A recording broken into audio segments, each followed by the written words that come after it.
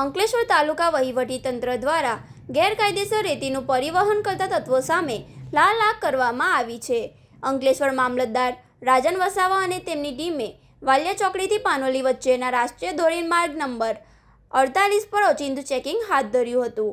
આ દરમિયાન હાઈવે પરથી પસાર થતી બે શંકાસ્પદ ટ્રકને અટકાવીને તપાસ કરતા ખનીજ ચોરીનો ભાંડો ફૂટ્યો હતો. ઝડપાયેલા બે ટ્રકો પૈકી એક ટ્રકમાં રોયલ્ટી પાસમાં દર્શાવેલા જથ્થા કરતાં વધુ રેતી ભરેલી હતી, જ્યારે બીજી ટ્રકમાં કોઈપણ પ્રકારના માન્ય રોયલ્ટી પાસ વિના સાદી રેતીનું પરિવહન કરી રહ્યો હતો.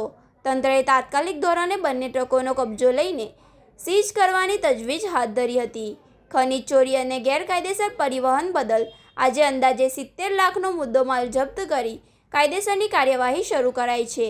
આ મામલે દિવ્ય ભાસ્કર સાથેની વાતચીત મુજબ અંકલેશ્વર મામલતદાર રાજન વસાવાએ જણાવ્યું હતું કે તંત્ર દ્વારા હાઈવે પર 15થી વધુ વાહનોનું સઘન ચેકિંગ કરવામાં આવ્યું હતું, જેમાંથી 2 વાહનોમાં ગેરરીતિ માલુમ પડતા તેમને સીઝ કરાયો હતો.